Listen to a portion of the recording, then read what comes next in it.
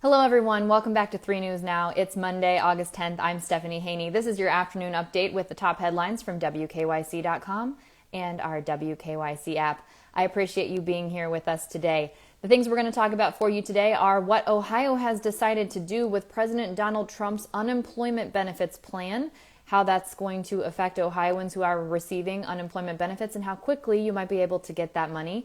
We'll also talk about the new COVID-19 numbers in the state of Ohio out from the Ohio Department of Health just this afternoon, as well as how Ohio teachers are feeling about reopening schools, what the majority of them would like to see for the fall. And then we'll bringing in 3 News sports analyst Ben Axelrod. We'll be talking about the Detroit Free Press reporting that the Big Ten has canceled the 2020 football season and what people are saying in reaction to that. There are a lot of people weighing in, including the president and a U.S. senator and fans and players and current professional players. So we'll talk about all of that with Ben as soon as we get him in here in just a few minutes. And then we will also remind you that it's National Lazy Day. And we want to see your photos of what you're doing or what you're not doing to celebrate National Lazy Day. Okay, first up, Ohio has accepted President Donald Trump's plan for unemployment benefits, but not the extra $100. So over the weekend, President Donald Trump issued an executive action that would allow for $400 in unemployment boost to people who are receiving unemployment benefits. $300 of that would come from the federal government, and the additional $100 would be kicked in by the states. Well, over the weekend, states were given the option on what to do with that. Over the weekend, President Donald Trump said governors could opt in or not to that additional $100 from the state, and Ohio will not be doing that. Ohio will be accepting $300 in weekly unemployment compensation assistance from the federal government, but will not be putting up the additional $100 for people who are already receiving unemployment benefits in the state. Dan Tierney, who is a spokesperson for the Republican governor Mike DeWine, said that of the two options, Ohio chose the option where they would only be accepting the $300 from the federal government. The new federal benefit might not take effect until later this month, according to Tierney, and Ohio is still seeking guidance on the U.S. Department of Labor for actually how this will be implemented. Now, Governor Mike DeWine said on CNN on Sunday morning that the state was exploring the extra $100, looking at it to see if they could do it, but Tierney said taking on the extra financial burden of the additional $100 per week would require a longer review process, and it would involve consulting with state lawmakers because that would require new state spending. And so this was the quickest way to get people money in the state of Ohio without accepting that additional $100 and without going through those review processes. So there is still some question about whether President Donald Trump is able to do this because Congress controls the federal budget, Congress controls federal spending, but if it is able to move forward, Ohio has opted into the additional $300 per week, not $400 per week. So that's what that will look like here in Ohio, assuming there are no constitutional issues with this moving forward with President Donald Trump's executive action. Now let's take a look on the latest COVID-19 numbers here in the state of Ohio, which is the reason we're talking about all of these federal benefits and all of the things that are changing and happening in our lives right now. The new cases reported over the last 24 hours are in the 800s, which is good from what we've seen over the past month, when most days we've been in the thousands for new daily reported cases. And new daily reported deaths are in the single digits, but new hospitalizations are up over the last 24 hours. In the last 24 hours, there have been 883 new reported cases of COVID-19 here in Ohio. Over the weekend, we did break that 100,000 total cases number. So the total number of cases in Ohio now is 101,731. Now that's dating back to March 9th. These are the total number of cases that have been reported here in the state of Ohio. The latest daily testing positivity rate is 5.1%. That's up from 5% yesterday, and our 7-day rolling average is 5.3%. So we are just above that World Health Organization recommended threshold of 5% with our current 5.1% positivity rating. That means that for all the COVID-19 tests that are being conducted, 5.1% of them are coming back positive. In the last 24 hours, there have been 4 new deaths reported related to COVID-19, bringing the total number of COVID-19 deaths in Ohio to now 3,673. And in the last 24 hours, there have been 64 new hospitalizations reported, bringing that total number of hospitalizations to 11,629. Currently in the hospital right now, there are 968 patients that are being treated for COVID-19. Now, in the ICU, of those 968 patients, 351 of them are in the ICU. So that's about 36% of the people who are in the hospital right now related to COVID-19 are getting treatment in the ICU. We saw 15 new ICU admissions in the last 24 hours, bringing that total number of ICU admissions related to COVID-19 in Ohio to now 2,680.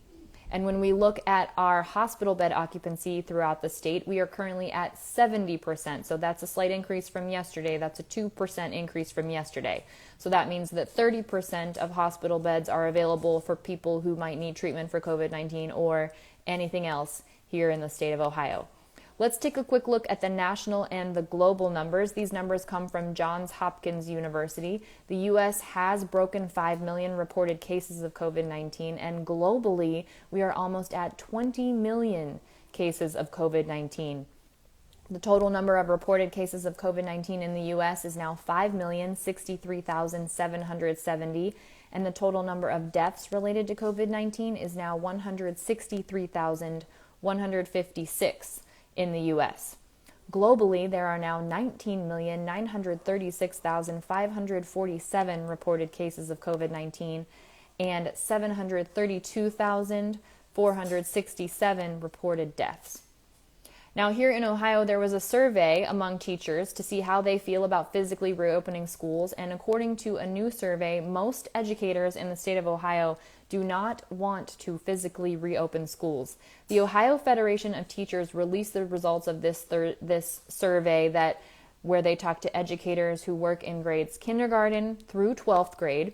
Just over 66% of those educators said they would be most comfortable with full-time distance learning for all students, either until cases decline significantly or for the full fall semester at least, and then reevaluating as we move towards the winter and the spring. Just over 8% said they would be most comfortable with a full return to school 5 days per week to in-person classrooms for all students. And the remaining about 26% opted for a partial return. That's what they said they would like to see, blended learning environment of in-person and remote instruction. The main concern, which what we've been seeing over and over again from educators, is they are worried that going back to school in a building will result in a major increase of community spread of COVID-19. Now, according to the report, the survey was mailed to 12,000 educators, grades K through 12, by the Ohio Federation of Teachers, and they received more than 1,700 responses from 40 different local unions. So a lot of representation in this survey, where we're seeing, again, more than 66% of teachers were most comfortable with full online learning for all students. Now we're going to bring in our 3 News sports analyst Ben Axelrod and talk about the thing that is all over social media today. Reportedly, the Big Ten has voted by a 12-2 vote to cancel the 2020 football season. So we'll bring Ben Axelrod in to tell us about that, what's been reported by the Detroit Free Press, and we'll bring Ben in right now.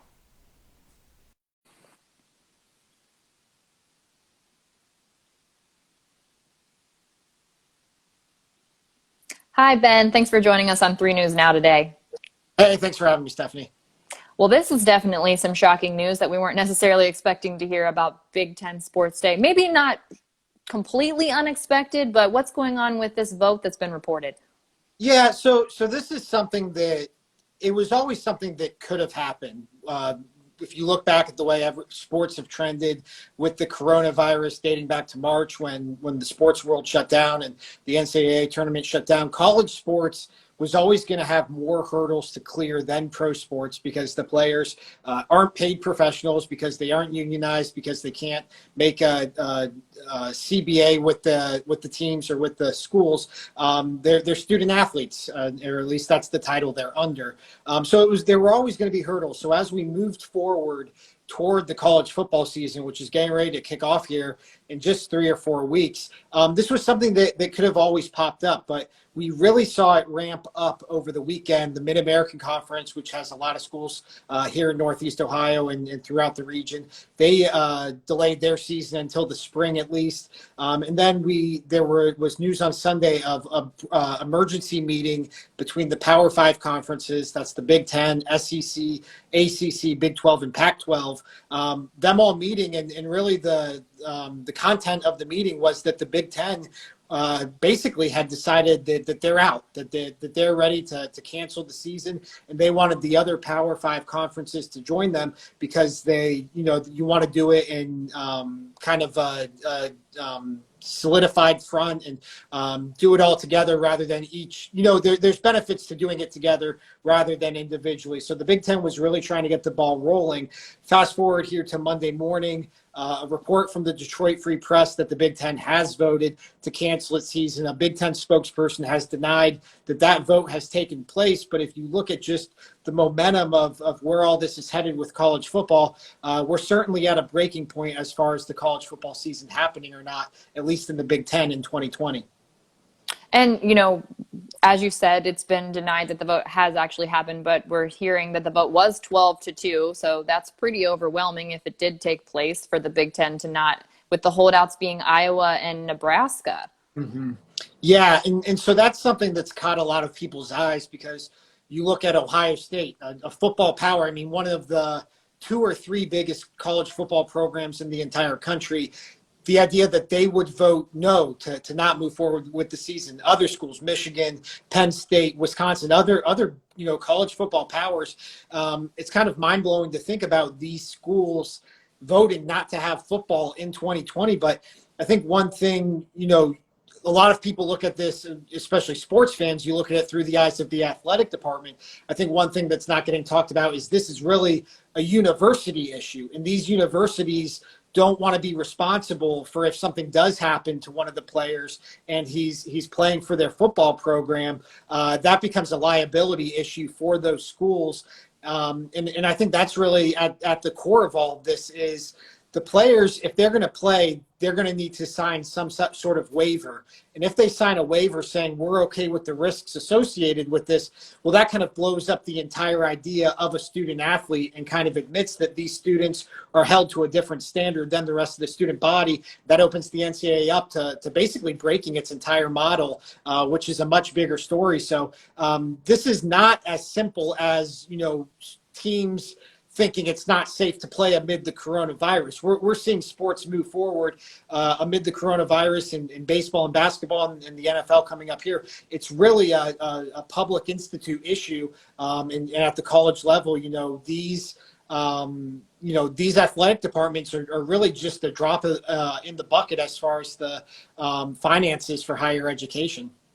Well, and you make a great point there, too, about whether these players are being treated as student athletes or that designation and being treated differently from the students because they'll be in classes with students if they continue to move forward. Now, what will the university do? Will they have all of the students sign a waiver that they're willing to be in classes with these student athletes that are interacting with these other athletes from all over the country?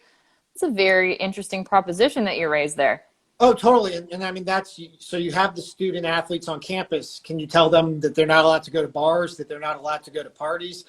If you restrict them in any way, like that, even though, really college football players pretty much live in a bubble. Like they have their classes at a certain time. They're at the team facility close to 24/7.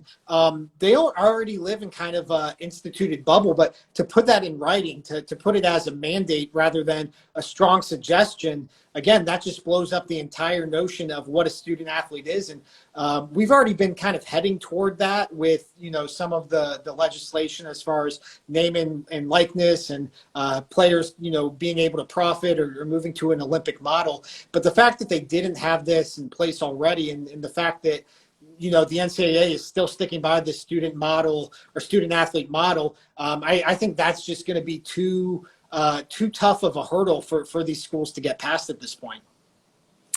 Definitely so many interesting aspects to all of this, and really sort of fast forwarding some of these conversations that had been started before, like you said. Let's talk about some of the reaction, though, that we're seeing to the fact that the Big Ten has reportedly voted not to have football in a football season for 2020.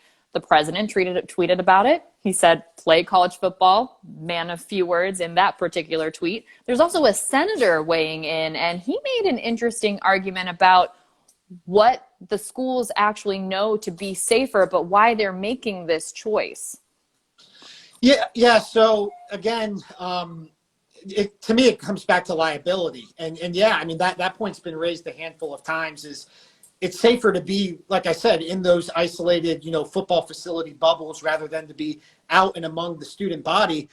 But when they're out and among the student body, then the school's not liable for them like they are when they're playing football or playing a sport for the school. The reaction to all this really started on Sunday when the reports started to come out that basically the cancellation of a college football season was inevitable. You start to see players tweeting #IWantToPlay. And then it really ramped up at night. A handful of star players, including Ohio State star quarterback Justin Fields, Clemson quarterback Trevor Lawrence, I mean, the biggest names in the sport, they tweeted out, "I want to play." But what they also did was they tweeted out what essentially amounted to a list of demands saying, we want universal protocols across the sport. We want, basically a players association.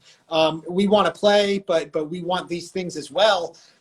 That's something that again, is if the NCAA gives in to those requests, that blows up the entire college model, or at least what we know of it. So as we've seen with the coronavirus and as we've seen with sports, things can change in a second. And yeah, it's not surprising that all this has become a political issue when you consider how big college football is to economies locally and things of that nature. But yeah, I mean, this isn't like if the Big Ten comes out and cancels tomorrow and then the rest of the conferences follow suit, this isn't something that's going to be slowing down anytime soon. There's going to be a lot of fallout from all this. Sure. And you talk about the players tweeting, using that hashtag, "I want to play, we want to play." And someone who's not very far removed from this also weighed in, Cincinnati Bengals quarterback Joe Burrow. He made a great point about what's really at stake for these players. Oh, yeah. I mean, kids make these decisions to go to these schools based on football. They put their blood, sweat, and tears into these programs. I mean, I covered college football professionally for 7 years, and it is a year-round sport. Like this is a full-time job, and that's why you can kind of shake your head at even the idea that they want to keep the student-athlete model, because they are very clearly not typical students. But yeah, I mean, that's Joe Burrow, a guy a year ago who was thought to be a fourth-round pick, a fifth-round pick. He comes in, has arguably the greatest season in college football history, winds up becoming the number 1 overall pick to the Cincinnati Bengals earlier this year. Yeah, I mean, and then again, like I said, to these economies, I grew up in Columbus, which revolves around Ohio State football to a degree. Fortunately, Columbus has other things going on. Ohio State has other things going on. There are some schools that don't have other things going on. There are some schools that depend on those 8 to 10 Saturdays a year where they host home games. So this is really, really a big deal. And this is, again, there's a reason why this is transcending just the sports world and has spilled into the political world as well. Wow. Well, we know you'll keep us up to date on it, Ben, as we get that official word from the Big Ten when that statement comes out, whenever that will be. Thanks for having this conversation with us. We appreciate it. Absolutely. Thanks, Stephanie. That was our 3 News sports analyst, Ben Axelrod, breaking down all the reaction to the vote that the Big Ten has reportedly voted to cancel its 2020 football season, something that is maybe not necessarily shocking, but it's certainly not making a lot of people happy. The players included, politicians, people at all stages. The fans split on it. Some of you saying COVID-19 is real and serious. Others of you saying that it should be up to the players and the coaches because they're the people putting themselves at risk. And then, as we mentioned, it's not just the players. These players don't exist in a vacuum necessarily. They do go to school with other students. So lots to consider here for sure. Now, just one more reminder for you that today is National Lazy Day. So if you didn't know that, if you've been doing things, maybe you want to take it down a notch today. It is National Lazy Day, so if you would like to share a photo with us or a video of how you are celebrating this incredible holiday, you can do that by using our WKYC app. You can use the Near Me feature to send that in. That's just in the bottom right corner as soon as you open the app. Or you can text in a photo to 216-344-3300, or you can reply on our Facebook post about National Lazy Day. There's a great photo there with a sleeping unicorn. You can't miss it. It's on the Facebook page. That's it for our 3 News Now afternoon update for you for Monday, August 10th. I'll see you next on What's New at 5 p.m., which you can also watch in the WKYC app. In order to do that, just open up your app and you'll see right beside Near Me, you'll see the button that says Watch. So just tap on Watch and then you'll see the live broadcast from 5 to 6 for What's New. And that works, by the way, when any of our news programs are being broadcast. You can watch it live on the WKYC app. I'll see you there, and I'll see you back here tomorrow for 3 News Now on Tuesday. Everyone enjoy the rest of your afternoon. I'm Stephanie Haney.